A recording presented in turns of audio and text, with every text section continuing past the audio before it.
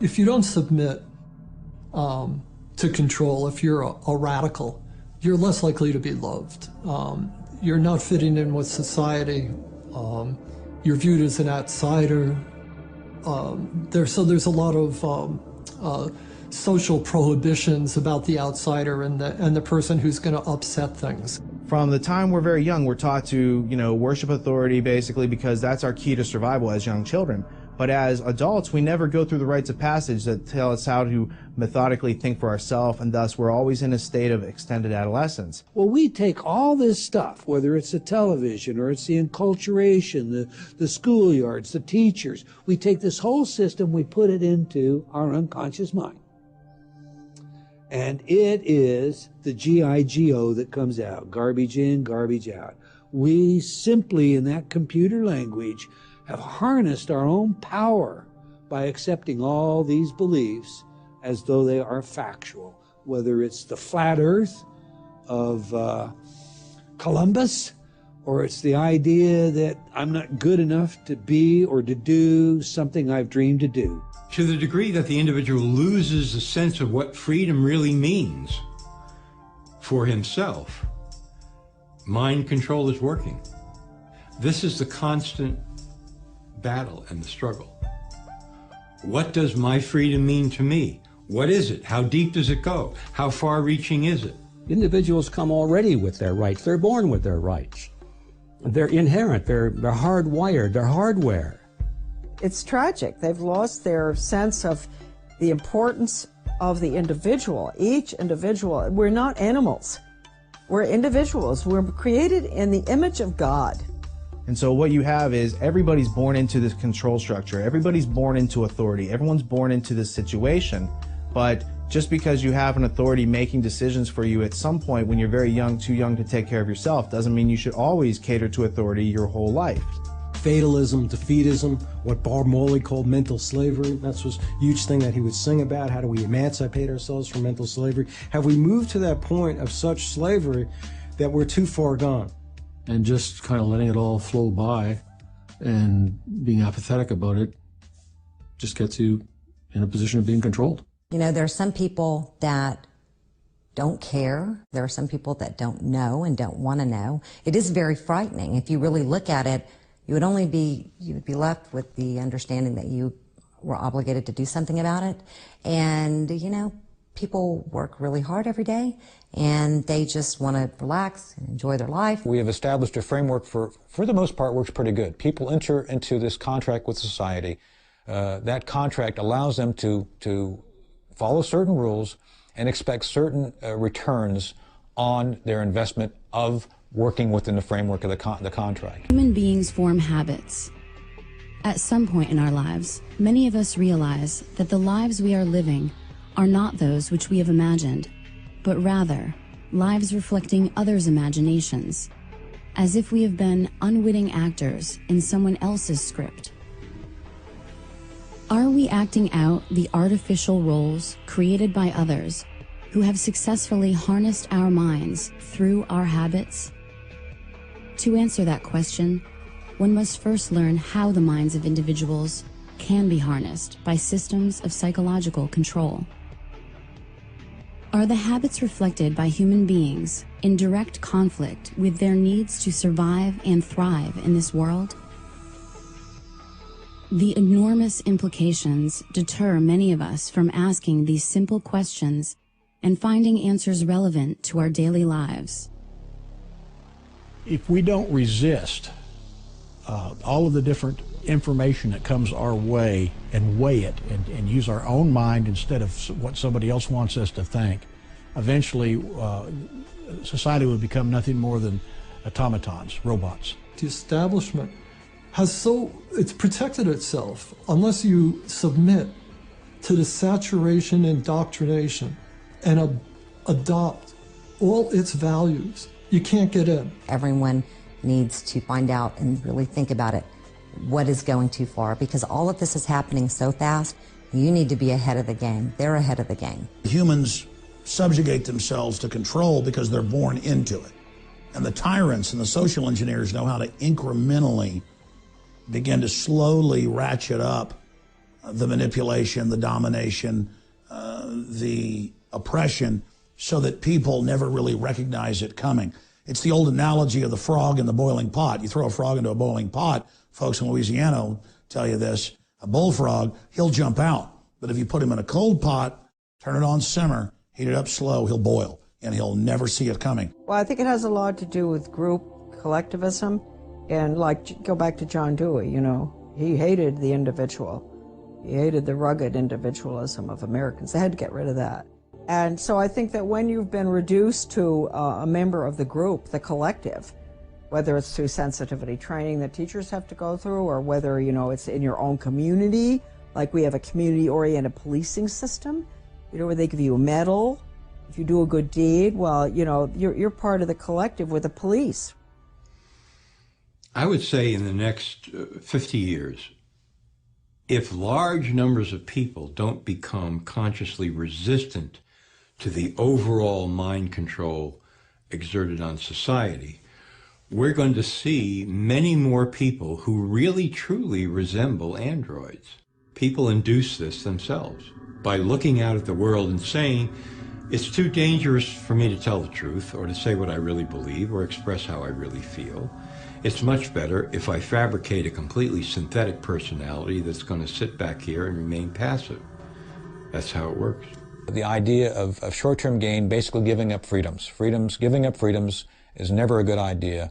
Since the dawn of time, small groups of human beings have instilled artificial circular limitations on the minds of their subjects through the procession of history.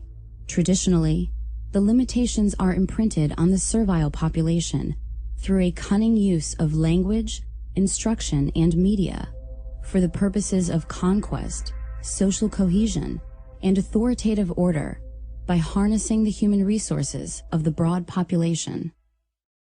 Human history reflects countless stories, regardless of what era you happen to live in, and the common thread throughout these stories is that of the struggle between the state, whatever its form, and the individual, the goal of which is to harness and subsume the individual, willingly or unwillingly, into its group collective. The role of authority is a predatory system that sees the individual basically as a unit of energy. The first forms of mind control go back to prehistory. And you would simply have a priest class that developed technologies of herbs and medicine and had a value to the tribe. But pretty soon the priest class would start studying the sky and when there were solar and lunar eclipses and would say, hey, the sun's not going to come back on this date unless you make me king or unless you give me total control. And the people would say, okay, we saw the eclipse when you said it was coming. You know, the snake god ate the sun of the moon. What do you want? I want your firstborn child. Sacrifice him to me. Every culture does that. Every culture at one time or another demands human sacrifice because that's the state or the priest class demanding absolute, total fealty and submission to it. Mind control has existed since the dawn of time. Only the methods have changed. Elites have always known, if I can control the minds of my people, I control them. Only the technology has changed. It's still the same program. It's never stopped. Sun Tzu, within the works of The Art of War, talk about the fact that if you can understand your enemy so well to the level of where you can psych him out, basically defeat him before you put one boot on the battlefield, you've become a true master of your domain. The Greek author Plato embedded several key characteristics of ruling groups in his monumental work known as The Republic. Therein, he introduces the term cybernetics as a description of steering the ship of state, emphasizing crowd control. Plato memorialized the essence of the scenario used to control individuals to this day, to make them part of the group or state. This is famously known as the allegory of the cave, a useful strategy which is emblematic of the history of mind control. The idea of cybernetics first shows up in Plato's Republic, I believe it's book 6, and in the Greek original text it's read kybernetes, but you can easily discern how this word tied into cybernetics, the control of not only nations, but how the making of individuals into the collective that forms the nations came about. As we've moved through history, every great leader has had to understand the potential of information, the potential of speech, the potential of words, the potential of books. What is a citizen, if not someone willingly or unwillingly participating in the machinations of the state? How would we acquire the habits of citizenship without stimulus from the state and our response to it? Attention! Attention! This is your beloved leader, Og the Exalted. There will be a special giant joy rally today at Og Memorial Stadium.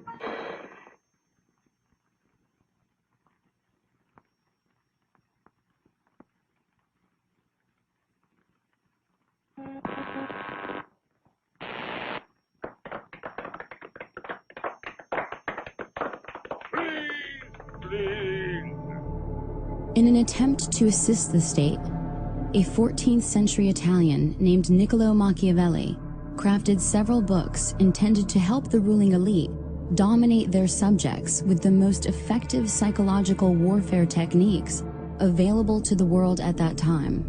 And he was trying to convert the Medici family into hiring him to provide political advice. Conspiracy is the story of history. It's the story of plunderers taking care of people who produce. They claim to take care of them through government, which doesn't give you anything, it doesn't take away first. So it's not creating something out of nothing. It's very real what they're doing. They're taking your rights or taking some people's rights and adding more to someone else's rights. Concurrent to Machiavelli's efforts, the consequences of tyranny were sowing the seeds of liberty throughout Europe, with authors like Etienne de la Boétie of France leading individuals to consider their situations and discover effective means to achieving liberty for all. So this whole idea of Machiavelli telling the ruling elite how to do this in a more efficient and effective manner without people directly knowing about it. But his mistake is that these books get out there and other people start to read these books because it's not just the ruling elite. This starts to have an influence in Europe. You've got a character named Etienne de la Boétie who writes a discourse on voluntary servitude. And basically what de la Boétie does is he shows you that everything that Machiavelli told the ruling elite about how to control you is undone when you understand it to the nuts and bolts level, where you can then withdraw your consent, and that only then are you free. We control you. We control your mind. We make you believe you have no creative power. We make you forget you have imagination, which is the core capability from which you can invent your own reality. The myriad components of collectivism combine to form a comprehensive system for transforming the individual into a cog within the machinery of the state. The first step is to remove self-reliance, thus creating dependence on the state or collective. The next step is to create a motivation based on fear of scarcity, as opposed to creativity and productivity. Remove the systems of autonomy, creativity, and self-teaching, which help create individuality in the first place, and the void is filled by the will of the collective. Nature abhors a vacuum, and the mind is no different. Innovative and enigmatic German philosopher of the 19th century, Georg Wilhelm Friedrich Hegel, observed that human history could be manipulated to create a contrived outcome. Hegel's essential observations of the methods by which history may be authored by a small group translate into a world in which an individual's choices may be engineered away from his needs.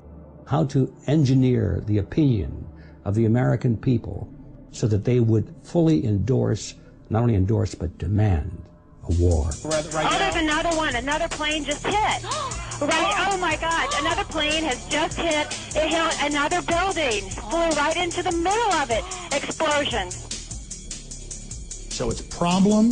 The people then beg for it. That's reaction. And then it's solution, which is centralizing more control. Create the problem. People scream. You can impose any solution you want on people.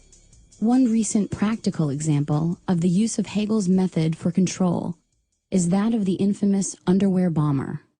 I'm Kurt Haskell. I'm a Michigan attorney, and I'm more well known as being the main eyewitness to the underwear bomber event on Christmas Day 2009. I saw two men approach the desk. One looked like a poor African man, or maybe late teenager, and one looked like a wealthier Indian-looking man who had on a tan suit.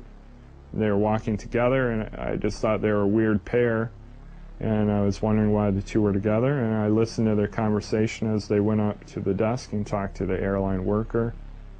When they went up there, just the Indian man spoke, and he said, this man needs to get on the flight, but he doesn't have a passport.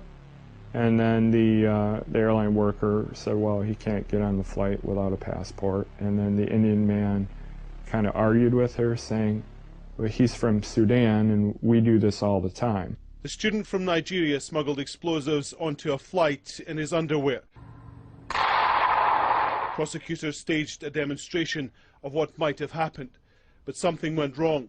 Abdul Muttalab's trousers burst into flames. Passengers and crew grabbed him. The plane landed safely. A source has confirmed that Farouk Muttalab is the son of Alhaji Muttalab, former chairman of one of Nigeria's biggest, wealthiest and most respected banks, First Bank of Nigeria. As soon as this happens, we see Mr. Chertoff all over the news and TV everywhere promoting these body scanning machines. But there are a few things we could do to make things better. First, we could deploy the scanning machines that we currently are beginning to deploy in the U.S. that would give us the ability to see what someone has concealed underneath their clothing. To meet agendas in conflict with the needs of individuals, the ruling class creates an artificial crisis to which the public reacts by begging for the ruling class to intervene. The ruling class then enjoys the plunder made possible by removing the self-reliance from individuals. Good morning, everybody. Today's hearing is the third in a series of subcommittee hearings focused on some of the causes and consequences of the 2008 financial crisis, a man-made economic assault on our country that is still foreclosing on homes, shuttering businesses, and driving unemployment. The combined philosophies of Thomas Malthus, Charles Darwin, and Herbert Spencer led to the development of social Darwinism. Social Darwinism grafted the concept of the survival of the fittest onto the larger social framework. Claims of biological advantages or superiority could then be advanced as justification for future economic policy relating to the poor, and as the basis of Francis Galton's pseudoscience of eugenics in the 20th century. So Darwin comes along about 150 years ago and comes out with his theories on where life comes from, and then it's survival of the fittest, and that the best organisms are able to survive in a competitive environment and move forward in the evolutionary chain. And whether that theory is correct or partially correct or totally wrong is a side issue. The robber barons, the British royalty, the J.P. Morgans of the world publicly adopted the idea of Darwinism and merged it with predatory eugenics. And the eugenicists, who have always been looking for scientific causes to justify their sinning, if you will, that's what they found so useful in Darwin's work, is they said, we've already had this belief system that we're better than you, but we now have science to back it up. Our entire current civilization, what we know as globalism, the New World Order, is based on eugenics scientists that developed their theories in the last 200 years, mainly in England, Germany, and the United States. The entire science of genetics, biometrics, eugenics, computers, all of it came out of the search for a system of total control over humanity. So the issue with eugenics is it claims to be a science of self-adaptation for human species. So it sounds like a great thing if you're an individual. You want to make yourself better. If you reproduce, you want your kids to be strong and survive. However, the people who are doing it are taking and making a bunch of decisions for other people and violating volition and their free will all over the place because that's their modus operandi. In his 1928 book, The Open Conspiracy, former British psychological warfare expert H.G. Wells wrote, "The political world of the open conspiracy must weaken, efface, incorporate, and supersede existing governments. The character of the open conspiracy will then be plainly displayed. It will be a world religion. This large, loose, assimilatory mass of groups and societies will definitely and obviously attempt to swallow up the entire population of the world and become a new human community. The immediate task before all people, a planned world state, is appearing as 1,000 points of light, but generations of propaganda and education may have to precede it." The government of England put massive funding towards the study of humans, and not just medicine, but human behavior. And so all the sciences that the British Empire used on countries that it was attacking and regions it was conquering were also turned inward against their own populations. In 1948, Eric Blair, the British journalist and author who assumed the nom de plume of George Orwell, wrote the iconic dystopian novel 1984. In it, Orwell outlined a collectivist future governed by technocrats, in which a Big Brother totalitarian state maintains control of society through constant panopticon-inspired surveillance, fueled by a perpetual war and emboldened by both covert and overt forms of mind control and mass persuasion. The premise of the panopticon, it was an architectural design that was set up to maximize the power of surveillance. So if the prisoners didn't know, they could never tell if they were actually being watched at any one time, so they would have to assume that they were always being watched. Through 1984, Orwell introduced the concept of newspeak into popular culture, a debased language structure that would suppress the ability of the masses to upset the power of the state by regulating their thoughts through an illusory police force known as the thought police. Orwell's notion of doublespeak demonstrated the cognitive dissonance inherent in tyrannical structures. As the meanings of the words change, the meaning in society is lost. And fortunately, we have been able to raise our standard of living without sacrificing the spiritual side of life, which means so much to the American family. Thomas Henry Huxley, the man known as Darwin's bulldog, produced a number of grandchildren, the two best known and most influential being Julian and Aldous Huxley. Sir Julian Huxley, an evolutionary biologist, was elected as the first Director General of the United Nations Educational, Scientific, and Cultural Organization, and also served as both Vice President and President of the British Eugenics Society.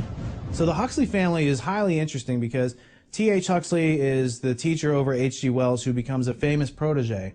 But Huxley's whole family is not only intermarried and working on these eugenics ideas themselves, but they have, he has a famous son and grandson and all sorts of famous cousins that tie into the Darwin-Wedgwood family. So notably, you have Aldous Huxley, who coins the phrase Brave New World in 1932 with his novel, which is really describing a technocratic future by which people are pharmaceutically drugged into loving their servitude.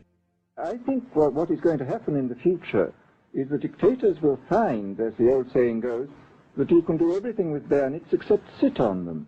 That if you want to preserve your power indefinitely, you have to get the consent of the ruled. And this they will do partly by drugs, as I foresaw in Brave New World, partly by these new techniques of propaganda. They will do it by bypassing the sort of rational side of man and appealing to his subconscious and his deeper emotions and his physiology even, and so making him actually love his slavery. I mean, I think this is the danger, that actually people may be in some ways happy under the new regime, but they will be happy in a situation where they oughtn't to be happy. Leveraging the fact that the 20th century opened up numerous avenues for shaping and controlling the thoughts and behaviors of the population, the ruling elite contrived new ways of obscuring useful facts while peddling useless ideas to the American people. Advertising, in addition to fundamental changes in education, produced a population of non-thinkers whose false understanding of basic concepts instilled through public schooling led to generations of people who feel they are magically endowed with the ability to somehow attain knowledge without first observing the landscape of available, credible evidence. One such artifact of credible evidence which demonstrates that our lives are being scripted by the ruling class is a 1966 textbook authored by Georgetown professor Dr. Carroll Quigley, titled Tragedy and Hope, A History of the World in Our Time. In it, Quigley details a secret society, partially funded by central banker Lord Rothschild, enacted by Cecil Rhodes and led by Lord Alfred Milner, and the Round Table Journal of International Affairs, which Quigley terms the Milner Group. The first questions most people ask upon hearing of such a book are, why is it so important? And why do so few know about its existence? This is a key book. It's almost like the Rosetta Stone to decode everything they're doing. It's over 1,000 pages long with incredible, documentation in the bibliography of how this ruling elite based out of Britain is using a full spectrum dominance model to fund the communists, to fund the fascists, to fund the Democrats, to fund the Republicans, so that there looks like there's a choice, but everything really is moving towards collectivism for the general public, while the elite themselves are exempt from all their own rules. Once the power structure got all the best and brightest students of the world and put them through Rhodes Scholar type programs, not just in England, but in other nations, they could then control the brain trust and have a fully programmed new generation to take control of the governmental, corporate, and media systems to carry out the program. Their goal was to dominate all of those major power centers quietly behind the scenes, and by moving the leadership in a certain direction, then they knew that they could control the masses without the masses even knowing that they're being dominated and led by a very small, powerful elite group.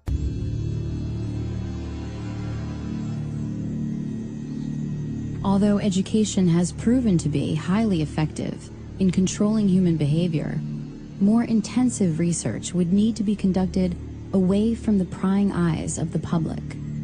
The Tavistock Institute was set up by the British Empire to really study mind control and to scientifically drill down into human behavior and put in textbook form systems of basic control so that could be duplicated out to government and corporate entities. And Tavistock has been involved at every level of social engineering. The Tavistock Clinic was founded in 1920 and operated as part of the Psychological Warfare Division of the British military. It was initially a voluntary outpatient clinic for treatment and research and was made up of general physicians, neurologists, and psychiatrists to facilitate the treatment of neurosis and shell-shocked British soldiers returning home from World War I. Going through their own publications on Amazon, you can find some of their books cost like $18,000, $20,000. And what that tells me is they don't want the average person to be anywhere near getting their hands on this book, because what it gives you inside those books is the teacher's edition, to use an abstraction, as opposed to the students sitting around the class not knowing what the answers to the questions are. There's a group of people who are being given the answers to all the questions about how we act, react, and how we've been understimulated with curiosity in order to make us more subordinative. You could say much of our world today is the world of the Tavistock Institute and Edward Bernays. Having been instrumental in the Tavistock Clinic and director of the Tavistock Institute of Human Relations, it was former officer and consulting psychiatrist to the British Army, John Rawlings Rees, who created the concept of the psychological shock troops, or culture warriors, a federation of psychiatrists, which he intended to disperse across the globe to make it, quote, possible for people of every social group to have treatment when they need it, even when they do not wish it, without it being necessary to invoke law. The Tavistock Institute's influence did not stop simply at social psychology. Kurt Lewin, former head of Britain's Psychological Warfare Bureau, was a German refugee who became the founder of modern social psychology in the 20th century. An early consultant to the OSS and an influential researcher with the Tavistock Institute in the area of management thinking and action research, specifically focused on the tactics of managing change within society.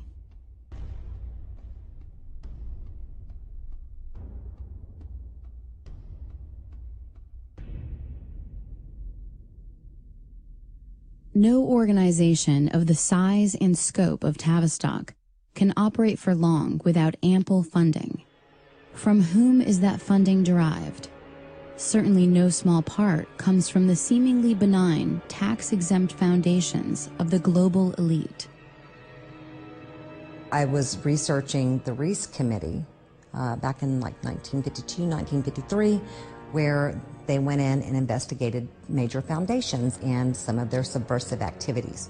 These foundations put an enormous amount of energy into controlling what is being taught at the schools and how it's being taught, and using schools basically to indoctrinate children to accept their station in life, to accept a collectivist future.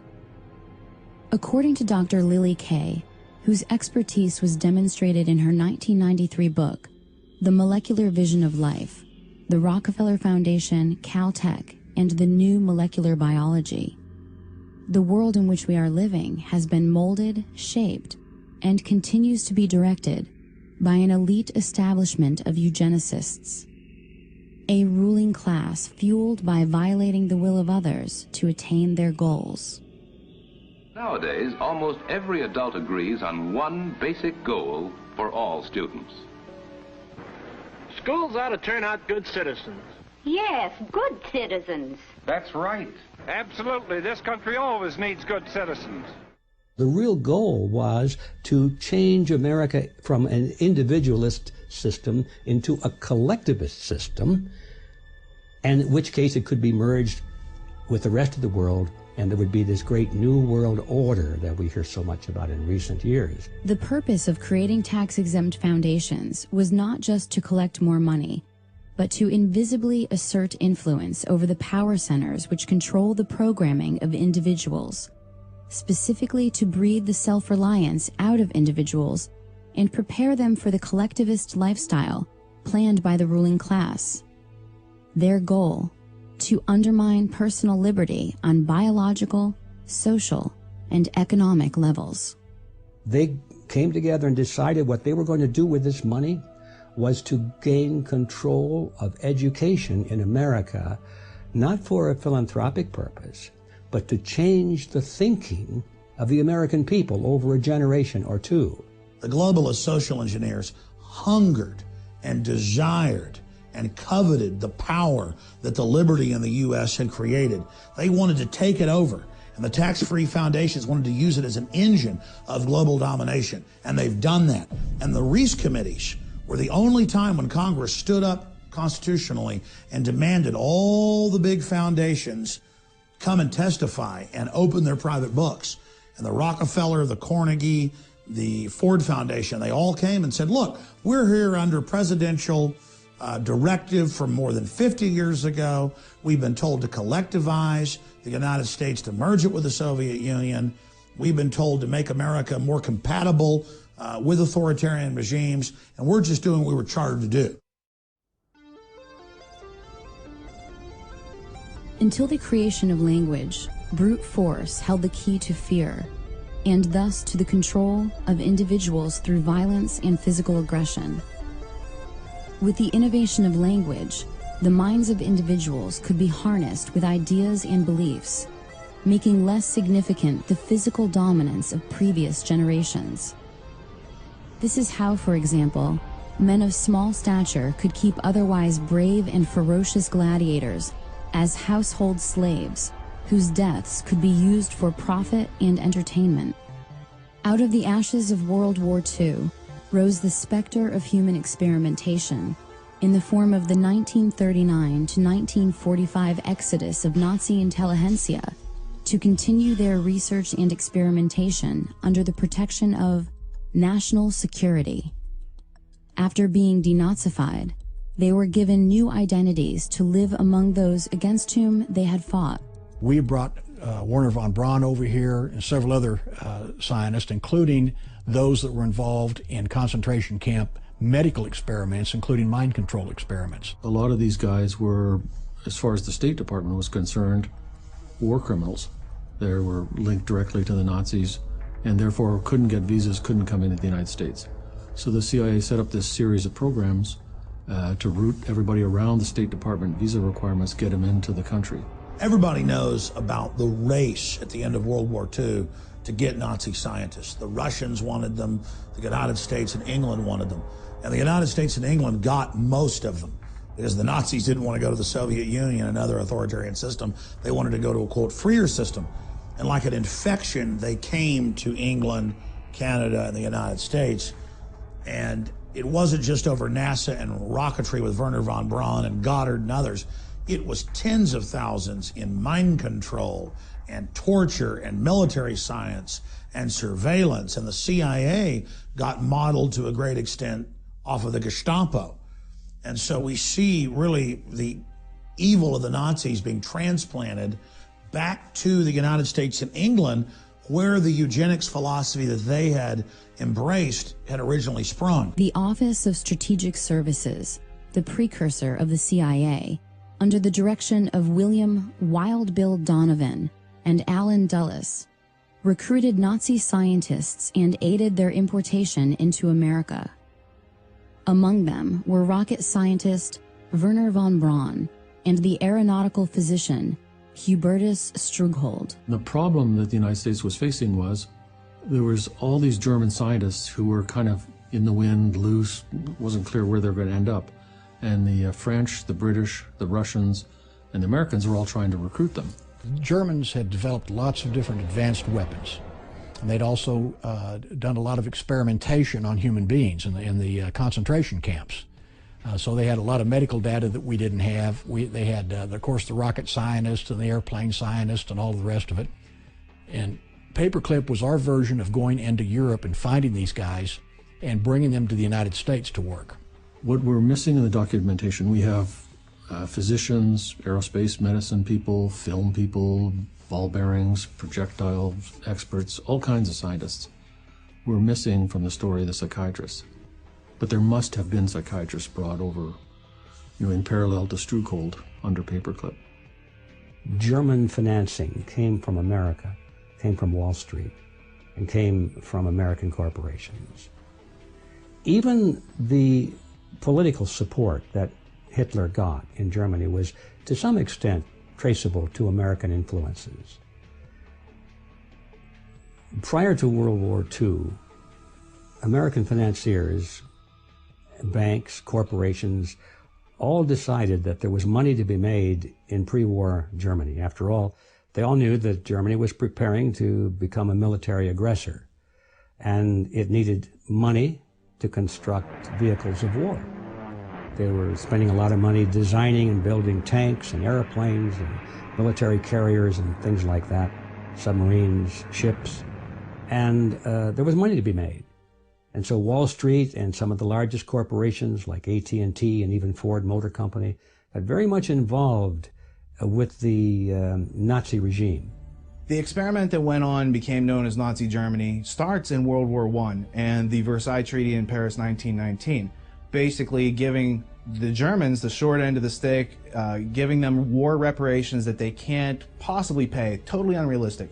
Now, this famous German banker named Hjalmar Schacht gets together with a guy from the Bank of England named Montague Norman, and they create something in 1932 called the Bank for International Settlements. And they use this as a clearinghouse for all the national debts, but really it's being used to launder money. What you find then is that same group, Hjalmar Schacht, becomes Hitler's banker. So Hitler is totally financed by these people who are making their lives out of pulling the wool over other people's eyes. And at the same time, they want to have the National Socialist experiment to test out the Prussian education system that they're using and about to roll out all over the world. Following the 1945 completion of Operation Paperclip, the CIA created MK-Ultra, a top-secret mind control research project which was managed by Sidney Gottlieb under the direction of Alan Dulles. The program began in the early 1950s, was officially sanctioned in 1953, and officially terminated in 1973. The program engaged in many illegal, unethical, and immoral activities. In particular, it used unwitting U.S. and Canadian citizens as its test subjects, which led to controversy regarding its legitimacy. MK-Ultra involved the pioneering of many methodologies to manipulate individuals' mental states and alter brain functions, including the surreptitious administration of psychoactive drugs and other chemicals, hypnosis, sensory deprivation, isolation, verbal and sexual abuse, and other various forms of torture. When I interviewed John Marks about Search for the Manchurian Candidate, he said a very interesting thing to me. He had been given 10 boxes of CIA information on a Freedom of Information Act request, not his first. He had been trying to get this kind of information on the mind control program of the CIA in the 50s, 1950s, for a long time. And finally, as a kind of a sop, maybe even a joke, they gave him 10 boxes of materials that had nothing to do with the projects except the accounting data, the financial data, thinking that Marx wouldn't be able to do anything with it, and CIA would be perceived to have fulfilled the FOIA request. But Marx was too smart for them. He saw into the financial data and realized what he had his hands on. In 1994, President Clinton created the Advisory Committee on Human Radiation Experiments, which was tasked with investigating the instances of federally funded research using ionizing radiation on human beings. Based on the documents made available to the committee, they identified nearly 4,000 cases of human radiation experiments taking place between 1944 and 1974. This included a series of federally funded experiments in which unsuspecting hospital patients were injected with plutonium. Many details of MK-Ultra experimentation were disclosed during a public hearing before the advisory committee. I'm going to start. My name is Valerie Wolf. In listening to the testimony today, it all sounds really familiar. I am here to talk about a possible link between radiation and mind control experimentation that began in the late 1940s. The main reason that mind control research is being mentioned is because people are alleging that they were exposed as children to mind control, radiation, drugs, and chemical experimentation, which were administered by the same doctors who are known to have been involved in conducting both radiation and mind control research. Written documentation has been provided revealing the names of people and the names of research projects in statements from people across the country. It is also important to understand that mind control techniques and follow-ups into adulthood may have been used to intimidate these particular research subjects into not talking about their victimization in government research. People talk about MK-Ultra in two senses. It's kind of like an umbrella term for all mind control programs. But technically, it's just a specific program that ran from the 50s into the 60s. And it stopped in 64. Therefore, MK-Ultra could not be operational today. But something like MK-Ultra with a different name surely must be. And I don't think there's any doubt in my mind at all that clearly mind control methods are used at Guantanamo Bay. I mean, there's all the hallmarks of mind control. There's hooding, there's forced sitting positions, there's sensory deprivation, sleep deprivation, all kinds of attacking the person's belief system, sexualizing the interrogation, subjecting them to things that go against their religious faith, probably hallucinogens and drugs, can't document that, waterboarding. So all the components of a mind control program are in place there. The hearings weren't really about that, and the women didn't have solid documentation, but they told the kind of stories that I hear over and over from mind control victims. So Claudia Mullen and Christine Nicola get up on the stand in Washington and they say, yes, radiation, but it was only one part of mind control experiments that we were subjected to by the U.S. government starting out when we were children.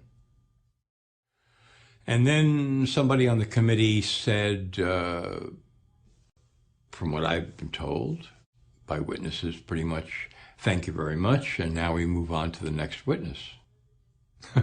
Right. Like, let's pretend none of this took place. In the 19th century, Franz Mesmer's brand of hypnotism entertained countless audiences, which consequently evolved, both covertly and overtly, throughout the 20th century.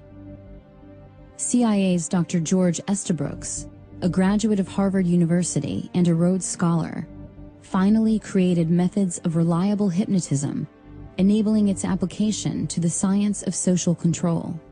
George Estabrooks was a Canadian-born psychologist whose career was at Colgate University in upstate New York. As early as 1943, in his textbook Hypnotism, he described in great detail, going back to the Second World War, taking Marines or other military people, using hypnosis and other programming on them to create a new personality. So he calls that Jones A and Jones B. And the new program personality would be given an assignment, which could be a courier, penetration, any kind of assignment. And the out front regular person would have total amnesia, complete lack of knowledge of the assignment. Estabrooks was a leading authority on hypnosis, programming soldiers during World War II to act as couriers, who were not aware they were hypnotized operatives on a mission. In this manner, the OSS targeted political objectives through the covert methods of assassination and espionage, leveraging the science of hypnotism. Where hands-off hypnotic and pharmacological methods fail, the physical application of actual electrical stimulus directly to the brain becomes the next logical step. In 1964, Yale neuroscientist Jose Delgado implanted radio-controlled electrodes into the brain of an aggressive bull in an attempt to control its behavior in a ring with a matador. With the push of a button, Delgado himself was able to stop the bull in mid-charge. He didn't stop with the bull, but also conducted experiments on cats, monkeys, and even human test subjects. We had people as young as 11 he was doing this to. One was a 16-year-old girl, and there's pictures in his books where she's kind of staring off into space, vacant.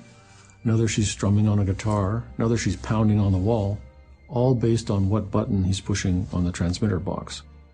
Delgado developed what he called a stimoceiver that allowed him to target specific emotions and regulate behavior by aiming radio stimulation at different regions of the brain. His idea of the future is, and this he was totally serious about and described in detail, we're going to put electrodes in the entire population, except probably Dr. Delgado himself, and a few elite generals, and we're going to control the entire population. And this is not going to be fascism, this is going to be the next step in evolution. Dr. Donald Ewan Cameron was a Scottish-born psychiatrist who was president of the American Psychiatric Association from 1952 to 53, and later first president of the World Psychiatric Association. Cameron was directly involved in the brainwashing attempts of Central Intelligence Agency's top-secret MK-Ultra mind control program. Under directives from Sidney Gottlieb and funding from the CIA funneled through various front organizations, he spent years researching and experimenting with behavioral modification techniques. It was here that the CIA funded a series of experiments, severe experiments. The work was done by the Institute's then director, Dr. Ewan Cameron. It is the closest experimentation to brainwashing yet disclosed. His work, unprecedented in psychiatry, consisted of 3 areas which he called sleep therapy, psychic driving, and the ultimate depatterning. Dr. Maurice Dongier, current head of the Allen Memorial Institute. In his psychic driving, so-called type of therapy, he would give the patient intensive electric treatment in order to make the patient regress deeply, become forgetful, and then he would attempt to implant new ideas in the mind of the patient. Now, to a layman, it would appear that Dr. Cameron was trying to take the slate and wipe it clean, the slate being the mind. In other words, brainwashing. Exactly, that's a very good comparison. Brainwashing. Yes, if you like. Dr. Ewan Cameron was a MK Ultra contractor. Officially, it says that he didn't have top secret clearance, but I'm sure that in fact he did. The reason I say that is he was at different times president of the Quebec Psychiatric Association, the Canadian Psychiatric Association, the Society of Biological Psychiatry, and the World Psychiatric Association. Ewan Cameron was the most famous psychiatrist in the world during the 1950s. You name a psychiatric association of any size or scope, he was the president of it. He became a psychiatrist. In fact, at one time, he was the president of the World Psychiatric Foundation, and he ended up immigrating over here from Scotland and was working in Canada under Sid Gottlieb, and he headed up one of the projects dealing with LSD and with different types of mind control projects that he had, especially hypnosis.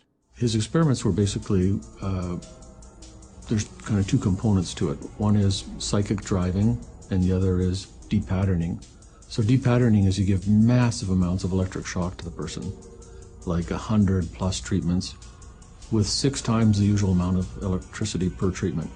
Completely wipe their minds out, so they don't know who they are, where they are, they don't recognize their children. And then once they're in that state, you can add on barbiturates and other drugs, keep them asleep for weeks at a time, or kind of like half asleep, and then play tape loops over and over and over and over. That's the psychic driving. And the tape loops will be in the doctor's voice or the person's voice, and this is all supposed to program a new personality. It has been alleged in some cases that Cameron held patients against their will for weeks at a time, drugged and unconscious, under the threat of being committed to an institution for life if they did not participate in his treatments. He began a program of torture, and I don't use the word lightly, on patients who had no idea this is why they were coming to him. They were people who came to him for therapy, for help, and he experimented on them as a torturer would to create new personalities.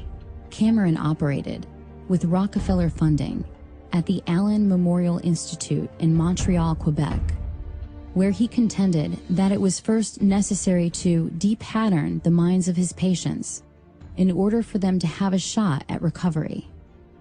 He also participated in the Nuremberg trials of 1945, interviewing many of the top Nazi defendants.